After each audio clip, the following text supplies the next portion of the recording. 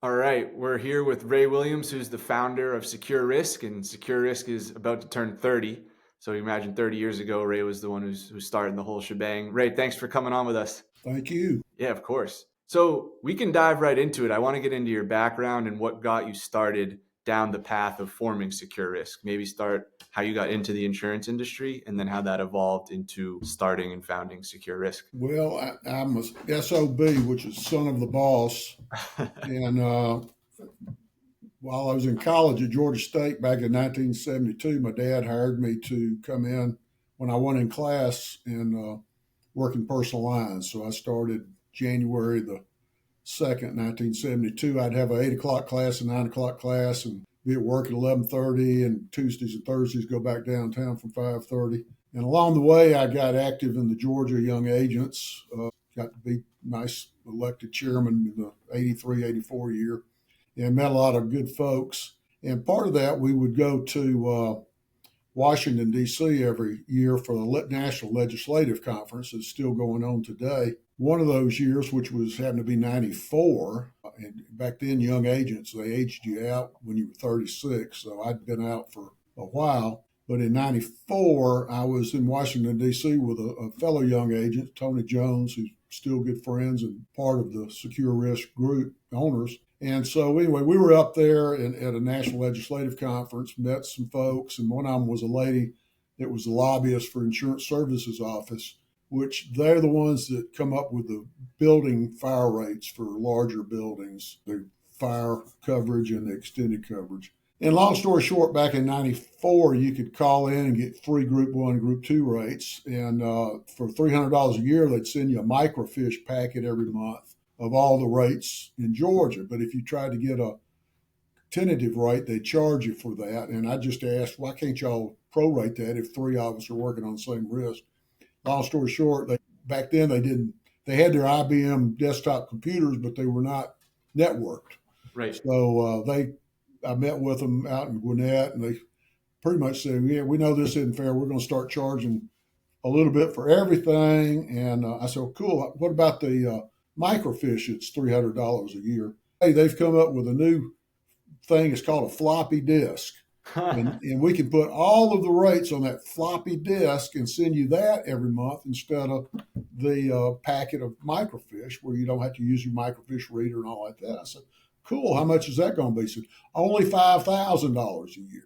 Oh my God. So in 94, 5,000 would still buy you a pretty nice little car. So I was in a network group at the time, and we were meeting at the Independent Insurance Agents of Georgia over off Chamblee Tucker. And during that meeting, I told the guys and gals in the group, I said, hey, this is coming down. And so anyway, we ended up inviting the president of the Big I, our hired employee at the time, and Jim Peterson, I believe was his name. And anyway, Jim came in and we said, hey, Jim, this is coming down. The Big I needs to pay the 5,000 and hire somebody to look up our rates and then bump everybody's dues to pay the salary into 5,000. Good idea, right? And so they said, that's a good idea. We'll put that on the back burner. I said, Jim, this is April or May, and it's going to happen in January 1. So he left the room. My buddy said, Ray, you got a bunch of crazy ideas. Let's roll with this. So I ended up working with a guy named Gil Simon and Jim Darmer.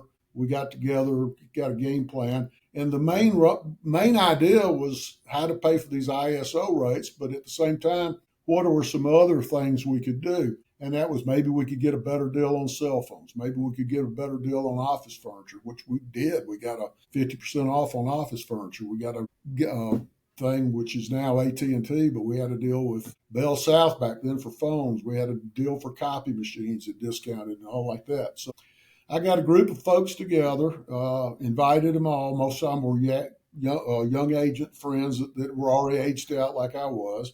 And we had a couple of meetings in Atlanta, and we said, this is what we want to do.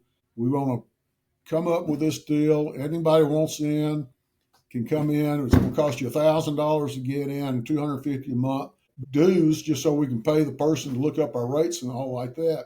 Right. And so that's kind of what we did. And it was interesting. Of the 44 people we invited to the meeting, we got together 90 days later and laid it all out. And 42 of them gave us $1,000. And most of them are Wow. either still in the group today or they've been bought out and they're still affiliated with other owners and all. So that's how we got going back in '94. Signed the paperwork. We formed an LLC, and met in at the old courthouse in downtown Decatur, Georgia, January of '95. Signed the paperwork. Nice. '96. Now in '95, we stayed above the gnat line. In Georgia, the gnat line would be Columbus, Macon, and Augusta. So we stayed above there because most of the larger buildings were around Metro Atlanta. So Valdosta didn't have a whole lot of larger buildings that needed the ISO rates. But the next year we expanded into South Georgia, invited 18. Well, we talked more than that, but 18 new owners came in. They actually paid $1,500 for the second go around, and their dues were 250 a month also. And Nice. so that worked out for another year or so. We had our first annual meeting outside of Atlanta at the King and Prince in St. Simons, and I think that was probably '99, January '99. And while we were there, one of our Walter Korish, who was one of SAS2 groups, said, "Hey guys, we feel like we're adopted stepkids. Could we put the whole thing together?" So we did. We voted and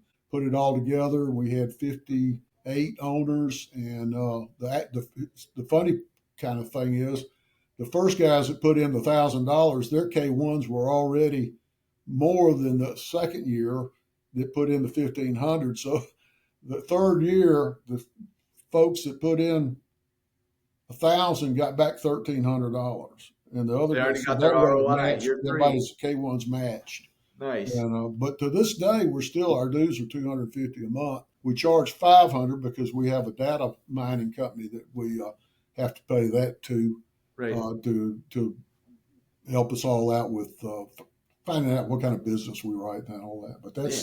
that's the short quick of it. Oh, So the other thing we did do real quick is yeah. we looked for agents that didn't need markets, but then we went out for niche markets that they didn't necessarily have, like Fireman's Fund for high value homeowners. In Atlanta, they wanted 300,000 in premium. Well, in Atlanta, you had enough $500,000 houses and up. You could write 300,000 in premium if you wrote, 1,000 houses. But in Valdosta, they didn't have enough $500,000 in the whole town to get that money. So we gave everybody in the group a fireman's fund contract, and we pay 100% commission because we don't want adverse selection. And anyway, we were the largest fireman's fund agency within 3 years on the Eastern Seaboard. Yeah. So a lot of this stuff just came out of you hearing pain points and then being like, ah, yeah, if we group it together, we can solve them from desks to contracts and everything. Exactly. And had you heard of other agency clusters when you were doing that Yeah, besides the big eye and whatnot? There were a couple that were formed. Keystone was one of them. Keystone still a competitor of ours. They're owned now by a big venture capitalist firm, but they were out of Pennsylvania. They were formed a few years before us, and then we have some friends out in Texas called Combined Agents of America. They were similar to us. They were about 3 or so years older. And then Ronnie Tubertini in Mississippi had the South group, a smaller group, but they had worked together. So basically, I talked to all of those guys just to kind of see how they were doing things, and it worked out pretty well. We set it up where everybody bought 2 shares of stock for the $1,000 or 1,500, and then that grew along the way. But everybody, the nice thing about Secure Risk, basically everybody is an equal owner. Combined Agents of America, they're the same way. All of their members are owners of the combined, but everybody else, pretty much, they're either a franchise type thing or they own the contracts and all, and then you pay to get in, Right. there's some of them I call the Hotel California. You can check out anytime you want, but you never leave because you got a non-compete or you can't use their markets for 2 or 3 years. So Right. basically out of business. Yeah, or they own your data or something like that. So Yeah, they don't really own it, but they make it sure where you can't use it. right. Yeah, and that's a pretty unique thing that you have. And from what I've picked up talking to Brian and Meredith, the ownership aspect of Secure Risk is cool because it's not like you're just joining a group. You're almost buying into a business. You have connections and you feel probably like everyone there is on the same team because you all benefit equally, Yeah, correct? we like I said, we've been doing this will be our 30th anniversary coming up February 3rd, 5th, 6th, I think. But anyway, I tell everybody it's like going back to a family reunion that everybody gets along.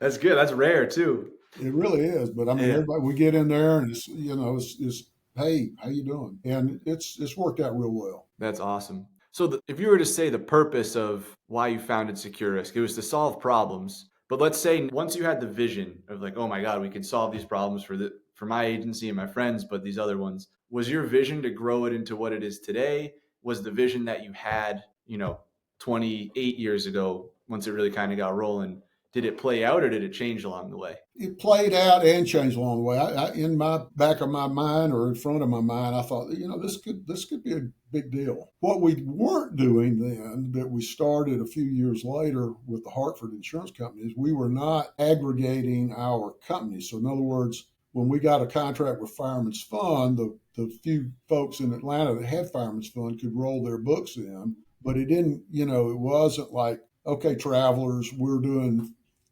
20 million with you or 10 million with you. We want you to combine this and give us all a contract and bring the rest of the folks in. It Right. was more, okay, we had a niche market for churches. We had a niche market for dry cleaners. We had a niche market for, convenience stores, I think, at one time. We had a Fireman's Fund. And the first one we really aggregated was our premium finance. And at that Mm, time, 95, I think it was around August, we started talking about, hey, what do you get out of your premium financing? Well, I got a free desktop printer.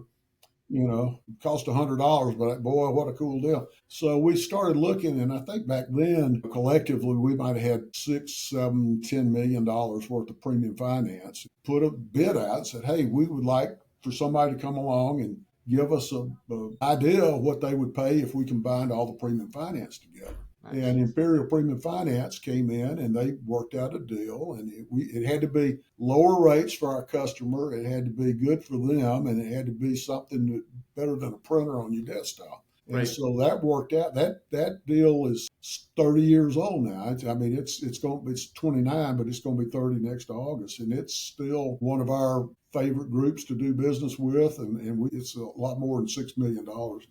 Awesome. But that So, what about the board of directors now? Because it seems like the board of directors is a pretty involved unit within how Securisk operates, and you rotate it every 4 years, from what I picked up. Well, we Right. rotate. Yeah. So originally we had a board of directors for SAS One. We were shared agency services back then, by the way. It was SAS, but we couldn't copyright SAS because SAS is already copyrighted. You got Scandinavian Air, you got some kind of shoe company, all kind. So we went with renamed it in 2012, I believe. But we had a board for the secure risk, and we had a board for SAS one, and we had a board for SAS two. And then when we combined them, we put those together and had one board. And I was the CEO and chairman of the board at the time. Jim Dermer was our running it day to day. He was the guy running the show, and he had a background with American Hardware Mutual. He was the number two guy for a big insurance company at the time. And he had retired and got bored and wanted to do something. So we worked out a deal, and it worked out wonderful. But we had a board of managers, and we had a secretary treasurer. We had a secretary and a treasurer, chairman, and I think, well, all in, we had like 11. Jim Dermer could not vote. And so it worked out that we had 11 so that we could always, have a winning vote. And we would meet about two or three, four times a year. Nice. And And now today we've got, but still about 11. And what we do is we have, excuse me, somebody breaking into my house. We have what we do, same deal, about four a year. We have a chairman of the board that is elected from the board, and they serve a 2 year term, and then they stay another year as past chair. And then they got everybody else is rotating. I think we rotate three off a year now. So you've got 11. So it's basically a 3 or 4 year term that nice. you're, but early on we didn't. We were like a church board. We just had the same folks for years and years. And then it worked out, it got kind of stagnant. So we ended up changing it around. We had a chairman of the board. I was no longer chairman of the board, still CEO. And, and then along the way, Jim retired, and we brought in a couple of other folks to run the thing before we brought Brian in. Awesome. And what's your involvement with it today? Are you still talking to the board members? Or are you really talking to just Brian? No, no, I still got a lot of ideas left. So I mean, I hadn't slowed down a whole lot. Awesome. But I am not a voting member, but I am on the board. I serve on the finance committee and a couple other committees, and I'm here. I still get to sign the checks when it's over a certain amount of size. So. So you're But yeah, it's this has been kind of my child, and I've watched it grow up, and it's been a lot of fun. They're doing Meredith and Brian and the current board doing a great job, and we got some great employees. I've made a livelihood of hiring folks like Jim Dermer that had retired, several of them from Hartford Insurance Company, which is another story. But they come in after they're bored, and then they're still here 15 years later. So it's worked out great. awesome. And what about the agents that you guys recruit? It sounds like it's more of an intimate group than a traditional cluster that would just kind of take anybody, even though you are open to any size agent, right? But We are now. Early on, as we expanded around the state, we would, depending on the size of the town, they had about a 10 or 15 mile radius that we wouldn't appoint somebody else. Now, that doesn't mean one of our owners couldn't buy a competitor in their town, but I kind of want it last of the Mohicans. It's kind of tacky these days, but what I was thinking about is if we get the best guy in town or gal in town, and we give them all the things and tools they need to survive and to compete with larger agencies. At the time, it was J. Smith Lanier. They're part of Marsh Mac or Willis now. I forget one of them. But they're huge. They were a huge agency. Gaines Lanier was a great guy, but they were going around buying agencies our size. And my thought is if we could get enough tools and all so that you didn't have to sell to one of those folks, but you could compete against them, right. then we'd all grow and do well. And that's exactly what happened. We've had enough tools and good markets along the way that we've been able we've outlived those guys. They've already sold out a lot of those guys, so we're still around. Awesome. What were things that you experienced along the way that you didn't expect? You know, like as every business grows, you run into these roadblocks. Oh man, we got to pivot or we're going to have a headache on our hands. Well, I think one of the things I did well, and probably still do, is I was able to manage egos Ah, uh, pretty well. I mean, if you got a business owner and they're a good salesperson, they're going to have an ego. hmm I mean, sometimes we have to widen the door to get their heads through. But so to be able to keep all of these folks together and happy for this number of years, I think is probably what I'm most proud of that I've been able to accomplish. And I think it's just because I never have been a threat to those guys. What's Williams going? We had one guy. He said, "Hell, Ray, I gave you $1,000 just to watch you fail, man." And now he's one of my biggest cheerleaders. So, That's awesome. Yeah, you always appreciate, you know, and you see in the music world when a band stays together for 30 years. And you're like, at some point along the way, every band member probably had to put aside feelings they had, right, for the greater collective to succeed. It yeah, sounds like whether or not they have someone like you running the show or they all just did it on their own, that needs Yeah, to happen. it's been. We've had some. I mean, we've never had a fisticuff. I mean, we've never. Nobody's ever Not on gotten. record, at I'm least. sure there's been people lost it. We don't. We do not say you can't compete against another owner. So I mean, in Metro Atlanta, you couldn't be in business if you couldn't go out and compete. So we've never had that part of our bylaws, which a lot of groups do that. One thing that I left out with, I go back to Hanover. Hanover, national company, they were the first company that really got us aggregating business together.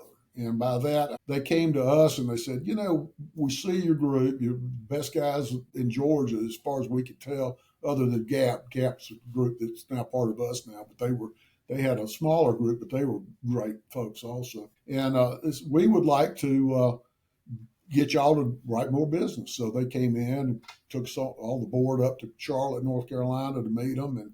And we put a deal together and, hey, if y'all can get us to 3 million collectively in 3 years, we'll do this, that, and the other. I think we missed the 3 million by maybe $1,000. And I think at the end of this year, we're going to be about 60, 70 million with them. So it's been a Awesome. pretty good rock and roll with them. Cool. And also, real quick as you see all these aggregators, and every time you turn around, somebody is due coming up that's buying agencies and got a lot of venture capital out there, a lot of money sitting around. But it's the old game, where you're going around the chairs, and when the music stops, Hmm. that's one of the reasons I'm still working. I want to be around when the music finally stops and see who gets that last chair, Ah, nice. because that's not going to be a win, because now they have nobody to go buy, and nobody's going to buy them. So, Right. but it's going to be fun to watch. Yeah, we'll see. It is an interesting landscape right now, where it's just there's acquisition after acquisition after acquisition. Yeah, Someone's breaking into my house too. there you go. Yeah. What about if you were talking to a prospective agent or just any, you meet a guy at a holiday and he owns an agency, what would you tell him about secure risk and why he should consider coming on board? It's we've been very selective, like I said, growing. We well, I'll get that in the next phase where we expanded into Alabama and Tennessee and Mississippi. But today, for not a whole lot of money, you can join Secure Risk if you're in the right place where we want to expand, and you got enough volume, and you got enough of our companies that we can combine. You can put in not a whole lot of money. Yeah, I mean, less than an F-150, and that goes into your K1, and then your dues are going to be $500 a month, and that's going to be the $250 to run the office, and it's $250 for mine's, whatever it is. Sorry, Roshan, insured mine, and that's another story in a minute, but that's a good story too. But when you leave, you're gonna get 100% commission. You're gonna get profit sharing based on your written premium. You're going to get a spread of risk. Some of our deals, because of the volume, I mean, we've got one company we do over 500 million premium with. We got another one's 400 million. So with that size, we're able to attract some better deals than most folks can get on their own. Hmm. And so what happens is I can't find any downside. Everybody's always trying to look under the why is this working? Well, the reason it's working, we've gone from, well, this is funny. The first folks that came in with $1,000, we were looking for agencies that were 2 to 10 million in written premium, not commission. Today, you got to have a million in revenue before we'll even talk to you. But back then, and so today, those guys that started out at, a $10 million agency back then was big for us. And so now Secure Risk has got 4 or 5 of the top 100 largest privately held agencies as owners. Awesome. So in 30 years, we've all done pretty well. But here's back to your answer. I get to talking. Back to your answer. Why wouldn't you? If it doesn't work, here's the other thing. If you don't want to combine your company with ours for profit share, you don't have to. We want you to be using them together. But if you think you got a better deal on your own, and some of the smaller mutual companies, they do. I mean, we've got some mutual companies, they max out their profit sharing once you get to $1 million in premium. Well, we got others that you got to be at 25 million to get the best deal. So that's a big difference. So For there's a sure. lot of smaller town agencies that, and particularly now in Georgia and everywhere you're having tornadoes and hurricanes and everything else, you might be in a better location weather-wise. So that would be. But here's your final answer. Why not get in? And if you do leave, we'll give you a year's renewals and give you your money back. There you go. And you made money along the way. Now here's the real kicker: if your agency's been around and you want to sell, because we're all baby boomers, not all of us, but I is, and so you get ready to sell. If you sell to one of our other owners in the group, we'll give you 2 years more of the year-end bonus that you've been getting, which is not a Awesome. bad little deal. So it's, I think, 7 of the 8 last sales in the last couple of years have been with internal owners. In other words, our folks sold to another owner in Secure Risk. That's awesome. That's a big perk, knowing that you're selling to someone that actually cares about your book of business. Right. Right. And also we brought in S&A, and they're a smaller group. They're kind of like we were to begin with. So they're more in the under a million revenue outfits. They collectively own 2 shares. So they get the benefits of being in the group. But what that does is kind of our AAA team, Mm. so that if you're not quite at a million yet or you're on your way, you can join Kevin's group. Once you get up to a million in revenue, then you can either stay there if you want to, but if you want to go ahead and go to the majors, not that they're not, but I mean, you you can switch over and be an owner and have two shares equally and not be sharing that with the other 20 something owners. So you got a farm system. We got a farm system. That's awesome. Yeah. So this will be the last topic we cover here, the future growth, right? Obviously, you're not calling all the shots anymore, but I'm sure you have a vision for what you want Secure Risk to keep kind of evolving into. What does that look like from your perspective? I would like for it to continue. I think we need to continue to reach out to some of the smaller, million. I say smaller, million revenue to 2 million or something like that. We Some of our larger folks, they're in and they're continue to be in, but if we're all of a sudden down the road, we're down to 4 large agencies and they bought everybody else out, Right. that's probably not doing the purpose of what we probably need to do. So I think we need to be looking outside the state because Georgia's, you can't be the number one hellhole. I think we're down to 3 or 4, and have the weather we've been having and continue to hope that companies want to keep growing here. So that's kind of a something. So we need to keep the spread of risk. We do have a big agency out of Texas that owns agencies around, but I think we need to do more of that. As these larger aggregators get bought out by money venture capitalists, a lot of those guys are not the original owner, so they're not getting part of the billion, 100 Right. million, whatever it is. But all of a sudden they got to play by those rules. And when you got venture capital in there, those rules going to change every 2 to 3 years when they have to flip it over and get new money for a new venture capitalist. Those are the guys and gals I think would benefit themselves to see if they do have a get out of jail, get out of Hotel California pass. And if they do, then I can't imagine why you wouldn't want to, if you fit everything else, why you wouldn't want to be a part of this great group. What states are you looking to expand into? I've always liked the Southeastern Conference, but damn, that's getting big, isn't it? Yeah, I know, right? I mean, we go to Oklahoma now. They got tornadoes out there too, though. We're going to let combined agents. I think we're going to let our friends out in Texas stay. I like east of the Mississippi, but that doesn't mean we can't do more than that. I mean, we can get north of the Mississippi, maybe. I don't know that I like the Northeast that much, just because there's some good folks up there already, and Louisiana to watch their food and to watch their TV shows, but I don't want to learn French law. In Florida, God bless them. We got several branches down there where our folks have bought some agencies, but they can't figure out the situation, and I don't think we're here to solve it for them.